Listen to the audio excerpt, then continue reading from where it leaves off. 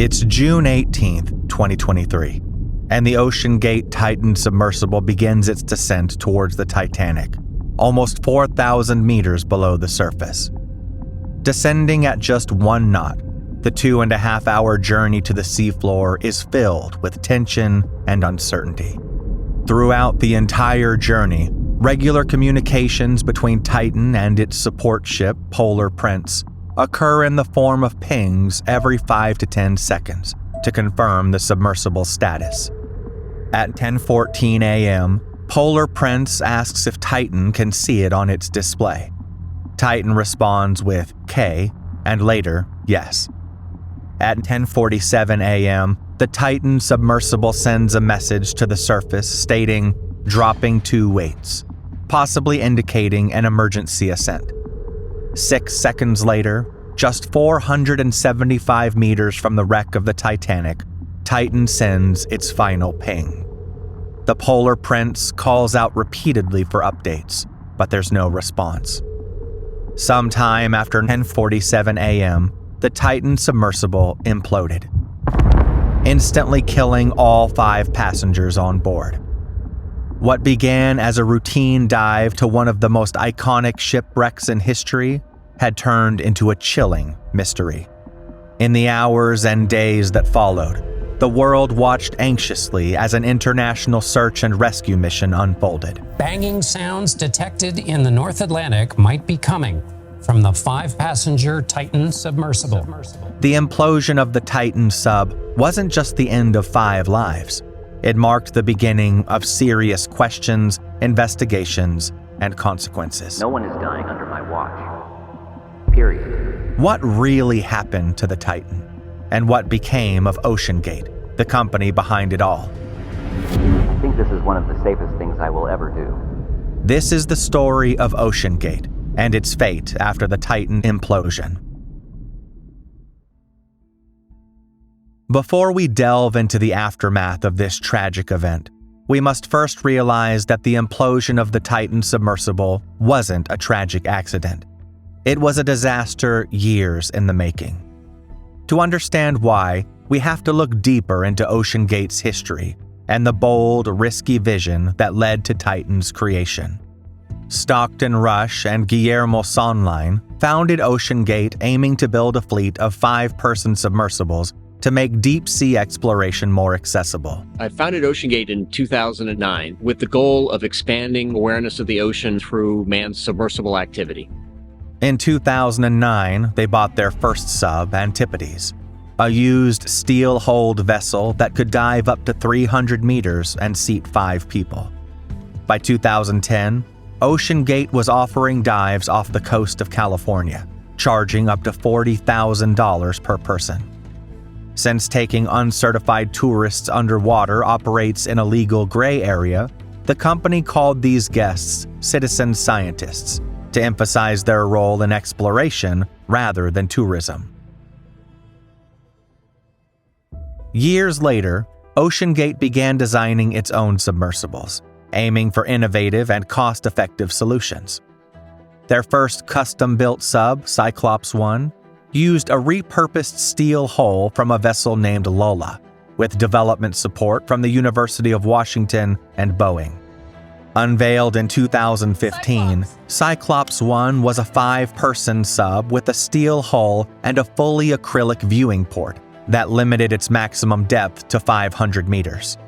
Measuring about 6.7 meters, 2.7 meters wide, and weighing 9 tons, it was piloted using a modified wireless game controller and could operate for up to 8 hours on battery power.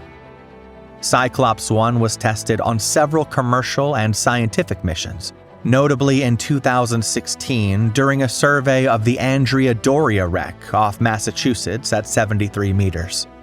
During that dive, Stockton Rush, piloting the sub, crashed it into the wreck despite his crew advising him to slow down, a point later raised in a 2024 Coast Guard hearing as evidence of concerns over Rush's piloting and OceanGate's safety culture.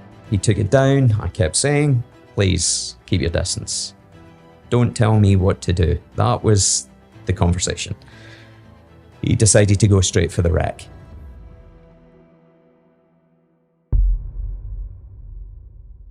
Although Stockton Rush believed he had made significant progress with Cyclops 1, his ultimate goal was to build a submersible capable of reaching the Titanic wreck.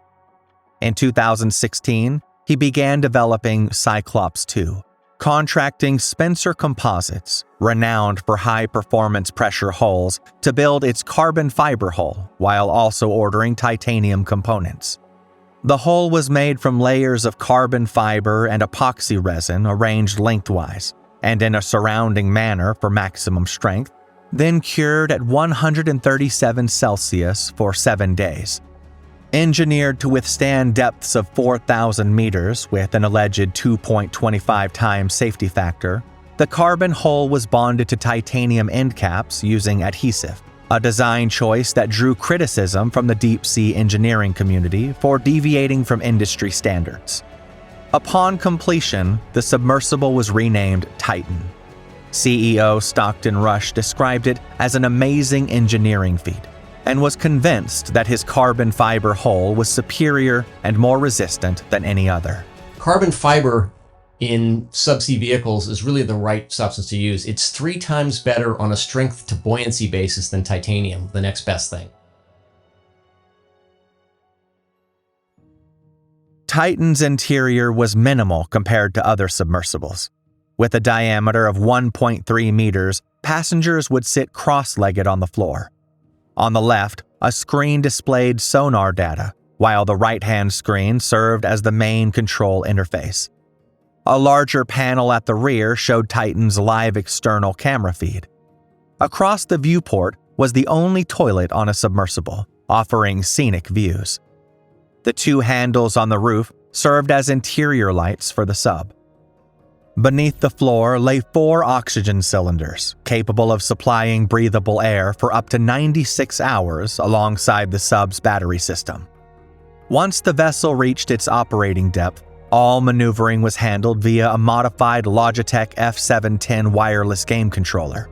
This drew criticism for its reliance on consumer-grade technology. However, the approach wasn't unusual.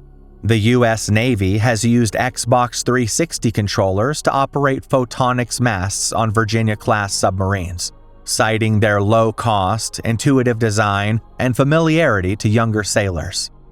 The tail cone, located outside the pressurized hull, housed batteries for propulsion, pressure-compensated containers filled with oil to protect electronics at depth, and syntactic foam distributed throughout the sub to maintain buoyancy and stability. The front dome port was bolted shut from the outside, meaning passengers could not exit without external assistance. To manage buoyancy, lead weights were attached to the landing skids, while steel pipes were secured under the hull to control Titan's descent. Upon reaching the ocean floor, some of these pipes were released to achieve neutral buoyancy. Additional ballast was dropped later to initiate the ascent back to the surface once the dive concluded. Despite criticism from deep diving experts, Stockton began experimenting with Titan, taking it near its maximum operating depth of 4,000 meters. At that depth, the water pressure is about 6,000 pounds per square inch, or the equivalent of having the Eiffel Tower pressing down on the hull. In a 2019 test dive off the coast of the Bahamas, submersible expert Carl Stanley accompanied OceanGate CEO Stockton Rush. During the descent past 3,000 meters, Stanley reported hearing loud gunshot-like cracking noises from the submersible's carbon fiber hull. So we got down there and it's making noises that, the sound of a carbon fiber band breaking when it's in a 5-inch thick matrix is a lot of energy being released. And we were all clearly a little disnerved, but he had warned us. After the dive, Stanley warned Rush that the hull might have a worsening defect and recommended delaying Titan's commercial debut for further testing. However, Rush dismissed his concerns and instructed him to keep the information confidential.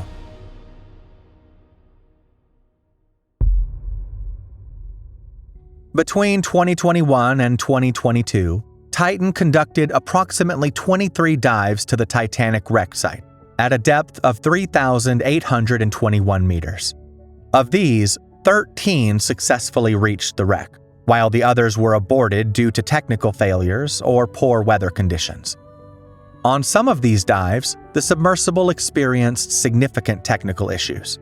For example, on one occasion, a thruster was installed backwards, causing Titan to spin in circles when trying to move forward. Am I spinning? Yes, I am? yes. Looks like it. Now you're going north. Oh my god. And Scott is like, oh no, we have a problem. One I'm thrusting forward, one of the thrusters is thrusting backwards right now. So the only thing I can do right now is a 360. During this period, OceanGate also began taking paying customers on these missions, referring to them as mission specialists to highlight their involvement in operations and avoid classifying them as passengers. This terminology was reportedly used as part of a strategy to bypass U.S. regulations that apply to passenger transport and experimental submersibles. To withstand extreme conditions, most deep-diving submersibles use spherical titanium pressure hulls, as spheres are the optimal shape for evenly distributing the immense external pressure found in the deep ocean.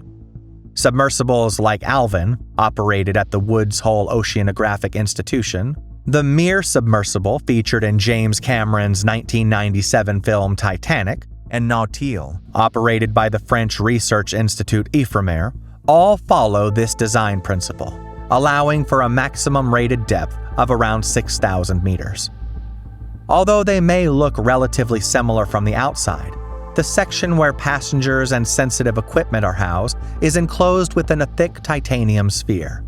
In contrast, Titan featured a cylindrical design that introduced stress concentrations and relied on carbon fiber, a material that can develop cracks under repeated dives due to cyclic fatigue. Contrary to popular belief, carbon fiber has great compressive strength. However, its performance depends heavily on the quality of manufacturing, bonding process, and inspection. Many engineers agree the main risk isn't the material itself, but how its layers are applied. While fibers around the hull handle pressure well, the hull's cylindrical shape causes longitudinal fibers to be compressed by titanium domes, likely weakening them over time. Carbon fiber could potentially work for deep-sea use if shaped spherically, but OceanGate likely overlooked this flaw in Titan's design. As a result, David Lockridge, OceanGate's director of marine operations, raised serious safety concerns about the Titan submersible. He submitted a quality control inspection report highlighting critical issues. The hull lacked safety testing, there was delamination of the carbon fiber layers, and OceanGate refused to involve an independent certification agency. Shortly after, Lockridge was fired. Following his termination, OceanGate sued him for breaching his employment contract, misusing confidential information, and making false, damaging statements. The lawsuit centers on Lockridge's warnings, which OceanGate claims were either resolved or unfounded. To address damage reported in earlier dives, OceanGate undertook a major rebuild of the Titan's hull in 2021, but controversially reused old domes and interface rings despite engineering warnings. Scale models of the new hull initially failed pressure tests, and lifting rings were added against expert advice, potentially weakening the structure. In early 2023, further repairs were made, including relaminating layers of carbon fiber and improving the bond between carbon fiber and titanium components. However, these repairs were carried out internally, without external verification or certification, leaving persistent doubts about the hull's safety and durability.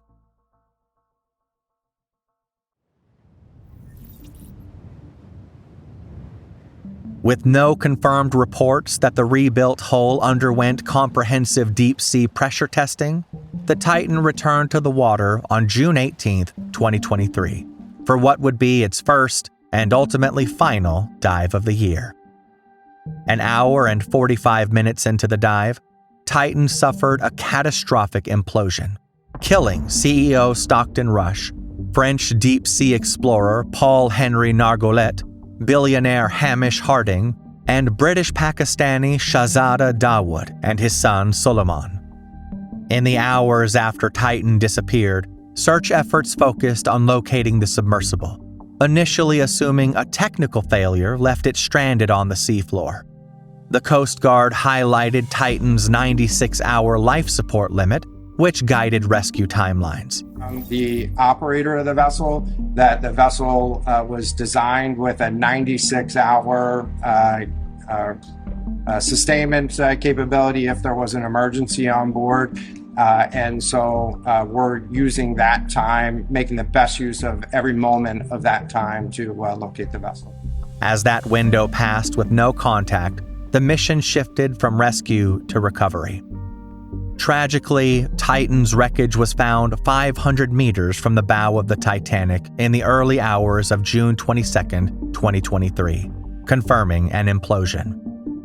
The Coast Guard's response faced criticism after it was revealed that the U.S. Navy's sound surveillance system had detected a large implosion near the wreck on June 23rd, though this information was disclosed only much later.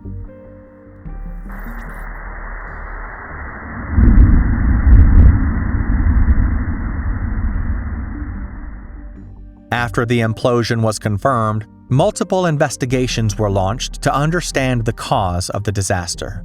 The U.S. Coast Guard initiated a formal investigation, while other agencies and independent bodies also began analyzing the events leading to the implosion. One of the main focuses of these investigations was the sub's design flaws and the company's failure to adhere to industry safety standards, especially regarding third-party certification. OceanGate faced intense legal and financial scrutiny following the implosion. Several lawsuits were filed by the victims' families, including a wrongful death suit brought by the Dawood family, as well as a $50 million lawsuit filed by the family of French explorer Paul-Henri Nargolet, alleging negligence and wrongful death. The plaintiffs claimed that OceanGate neglected safety protocols and ignored expert warnings. However, a liability waiver signed by all passengers, which mentioned the word death 9 times, ultimately shielded the company from many legal repercussions. Following the disaster, OceanGate went dormant, suspending its planned dives scheduled for 2024. No press conference, no follow-up interviews or public acknowledgement of responsibility were ever expressed. By mid-July 2023, OceanGate's website was disabled and stated that all future operations had been suspended. The company's Instagram page was set to private, and its YouTube channel, where it uploaded high-resolution footage of the Titanic wreck, deleted. OceanGate never meaningfully addressed the implosion beyond the initial confirmation of the loss of life on June 22, 2023, stating, "We now believe that our CEO, Stockton Rush, along with Hamish Harding, Shahzada Dawood and his son Solomon Dawood, and Paul-Henri Nargolet have sadly been lost. These men were true explorers who shared a distinct spirit of adventure."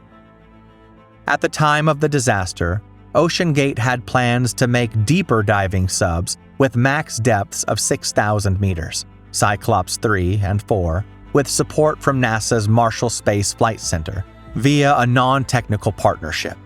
They even secured $18.1 million in insider funding. However, these plans were obviously scrapped after the disaster. The following year, OceanGate co-founder Guillermo Sonline, who left in 2013, testified before a Coast Guard panel about the Titan implosion. He expressed condolences and hoped the tragedy would renew interest in deep-sea exploration rather than end it. I hope that someday in the near future, we'll look back on this time as a major turning point in human history when the global general public finally took an active interest in all of our efforts, everything that all of us do.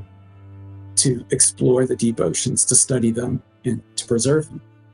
After Stockton Rush's passing, OceanGate appointed Gordon Gardner as CEO and director to oversee the company during ongoing investigations and the winding down of operations. Gardner's role focused on managing the aftermath and ensuring compliance with investigations led by the U.S. Coast Guard and other agencies, some of which remain active. To date, no public statements or updates on OceanGate's future plans have been made since his appointment. Meanwhile, the tragedy and its handling still draw sharp criticism from prominent figures in the deep-sea exploration community. In an extended interview with 60 Minutes Australia, James Cameron condemned the rescue operation, stating that experts, including himself, knew early on that the crew had not survived.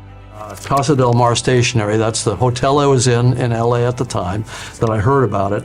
9:25, that's AM, 9:25 confirmed implosion. And I literally wrote that on the pad the moment I heard from my naval source. Cameron also questioned the U.S. Coast Guard's investigation, noting that despite offering his expertise, he was never contacted by investigators. He drew parallels to the original Titanic disaster, where ignored warnings led to a similar tragedy at the same site. Although the Titan tragedy has taught us many hard lessons, it hasn't stopped others from planning future expeditions to the Titanic wreck. Triton Submarines, backed by billionaire Larry Connor, recently announced a certified dive to the Titanic to show that deep-sea exploration can be conducted safely, unlike OceanGate's Titan. Still, the future of commercial Titanic dives remains uncertain. If any further expeditions do take place, it's clear that OceanGate will not be involved, as in their attempt to bring people closer to history, they became part of it. If you're intrigued by the Titanic story, don't miss my other video where I explore how the Titanic was finally found and why it took 73 years. If you enjoyed this video, please give it a like and consider subscribing. As always, thank you so much for watching, and we'll see you in the next video.